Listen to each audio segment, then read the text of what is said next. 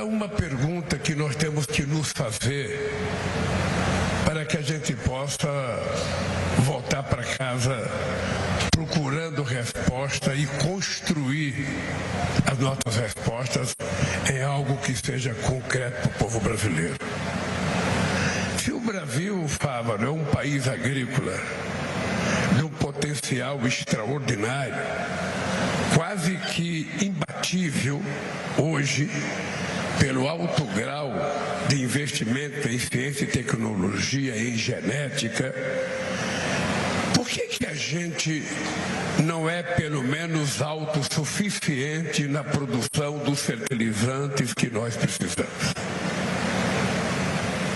Por que tantas vezes se negou a esse país de ter as coisas que ele tem direito de ter e que um país soberano não pode abrir mão de ter? Não existe arma de guerra mais importante na face da terra do que o alimento. O alimento é a arma mais importante porque é a sobrevivência de todas as espécies vivas do planeta. E se o alimento é importante, e tão importante assim, e se o fertilizante é tão importante para a produção desse alimento, a pergunta que nós fazemos é por quê que um país com a vocação agrícola que tem o Brasil já não se transformou num país autossuficiente? Eu queria contar para vocês um caso. O Brasil já fechou muitas fábricas de fertilizante. Já fechou muitas fábricas, porque aqui havia a predominância de um complexo de vira-lata, de achar que o Brasil era inferior, de achar que o Brasil não sabia produzir ou não podia produzir, que a gente tinha que vender o que a gente tinha e comprar o que a gente não tinha. É que o Brasil fechou fábrica de fertilizante no Paraná, o Brasil fechou fábrica de fertilizante em Sergipe, o Brasil fechou fábrica de fertilizante na Bahia. E a fábrica de fertilizante de Três Lagoas, que era uma fábrica de ureia, que começou a ser construída no meu governo, e que quando eu deixei a presidência faltava 15% para ser concluída, está até hoje parada. Certamente os 15% que faltava para construir naquela época, hoje são 30%, porque é uma possibilidade de deterioração das coisas que não são usadas. E precisou acontecer a guerra entre a Rússia e a Ucrânia para que despertasse outra vez, e muita gente desse país, a certeza de que o Brasil precisa ter fertilizante. E o Brasil já sabia da importância de fertilizante, porque todo mundo sabe a qualidade da terra que nós temos. Eu lembro que o cerrado brasileiro, na década de 70, na década de 70, era tido como terra imprestável. A gente, quando passava num lugar que vinha uma mata toda torta, toda enrugada, a gente falava, essa terra não presta. Depois do que aconteceu, com o manejo daquela terra, o cerrado passou a ser o lugar mais produtivo desse país.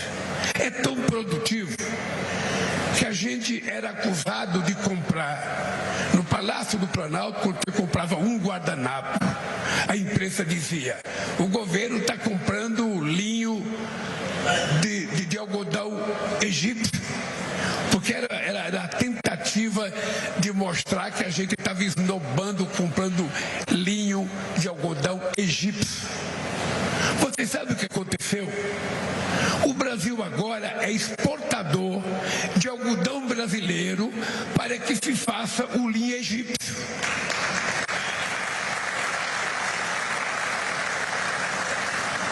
Por quê? Porque o cerrado brasileiro passou a ser um lugar de produção extraordinária. E aí eu vinha discutindo no avião com o Fávaro o avanço do café brasileiro. O avanço não da capacidade produtiva, mas da qualidade do café. Hoje, qualquer lugar que você vai, tem gourmet em café, tem experimentador de café, tem cuspidor de café, ou seja, as pessoas já não estão vendendo mais café como a gente via na tabela do Globo Rural, Conilon, tanta saca. mais assim. As pessoas têm café de qualidade e o mundo precisa aprender que o Brasil é um produtor de café de muita qualidade, porque ainda hoje o café colombiano é mais divulgado que o nosso, embora a gente seja o maior produtor de café do mundo. Eu não sei se nós já estamos produzindo 60 mil milhões de sacas de café, mas é próximo disso. O segundo colocado não chega a um terço disso. Mas o nosso café ainda precisa de mais divulgação, precisa de mais qualidade, de mais preparo, porque o Brasil, embora seja o maior produtor de café, quem ganha muito dinheiro com café é a Itália e a Alemanha, que são quem faz mais torrefação, quem vende as máquinas mais modernas, quem faz dos cafés, sabe, expresso, que todos nós adoramos. E nós precisamos, então, dar um salto de qualidade para que a gente possa fazer jus ao grau de investimento que a gente fez em tecnologia, em ciência e genética dos países. Dito isso, eu queria dizer que a vinda da Euroquem para o Brasil e o investimento numa planta como essa em Serra do Salitre não é apenas a demonstração da crença de que essa empresa acredita no que está acontecendo no Brasil. É que essa empresa sabe que o Brasil está se transformando muito rapidamente. Aquilo que a gente dizia, o celeiro do mundo, é o que vai acontecer com o Brasil. Não apenas do ponto de vista de carne, do ponto de vista da produção de soja, de milho, de cana, não. Do ponto de vista também da produção de energia renovável. O Brasil será um país imbatível nesse momento em que a gente discute transição energética, que a gente discute a questão climática. Porque é quase impossível aparecer alguém que possa ter as mesmas oportunidades que o Brasil tem de fazer as coisas que têm que ser feitas nesse país. O que é que nós estamos trabalhando nesse instante?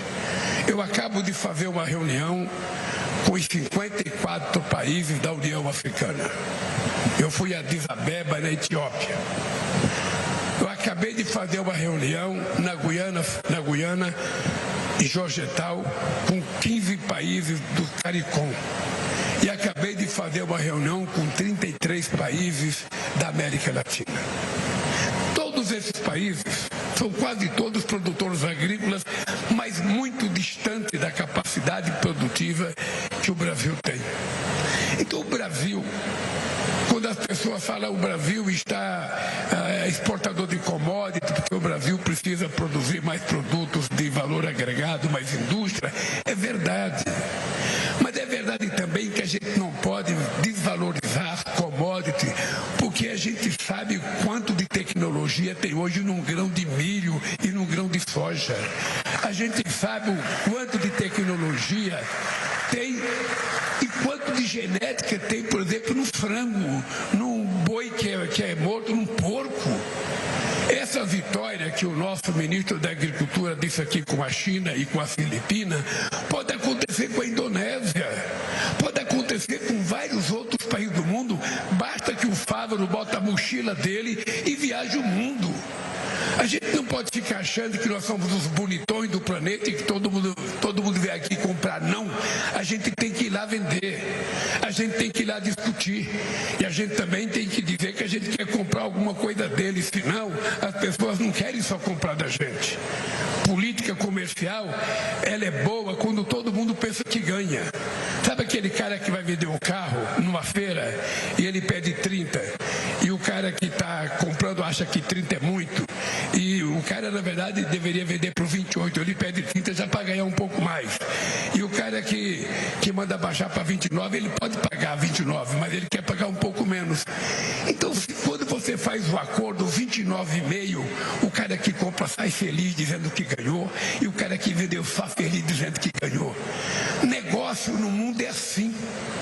O Brasil tem uma janela excepcional com a China, com a Índia, com a Indonésia, com as Filipinas, com todo o continente africano, sobretudo com os países de maior população, e é o que nós temos que fazer para que o Brasil se transforme definitivamente numa economia rica.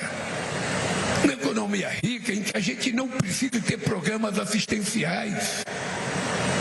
A gente precisa criar uma sociedade de padrão médio de consumo, de padrão médio de educação, sabe, para que a sociedade possa andar de cabeça erguida com o resultado do seu trabalho, do seu estudo. É por isso que ontem nós anunciamos em Brasília, mais 100 institutos federais. Já vamos chegar. É importante vocês saberem que em 100 anos, de 1909 a 2003, o Brasil produziu apenas 140 escolas técnicas. Depois que nós ganhamos as eleições, nós inauguramos 682 e com mais 100 de ontem passa para 782. E eu prometi ontem, governador, que da mesma forma que o Pelé fez mil, que o Romário fez mil, que o Túlio Maravilha fez mil, nós vamos fazer 1000 institutos federais nesse país para qualificar a nossa juventude.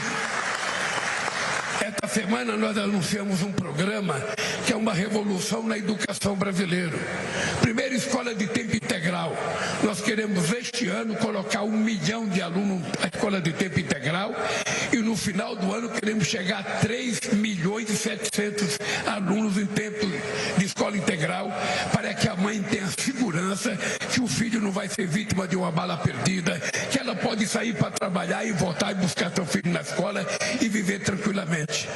Mas o que nós fizemos de importante essa semana? Nós anunciamos um programa chamado Pé de Meia.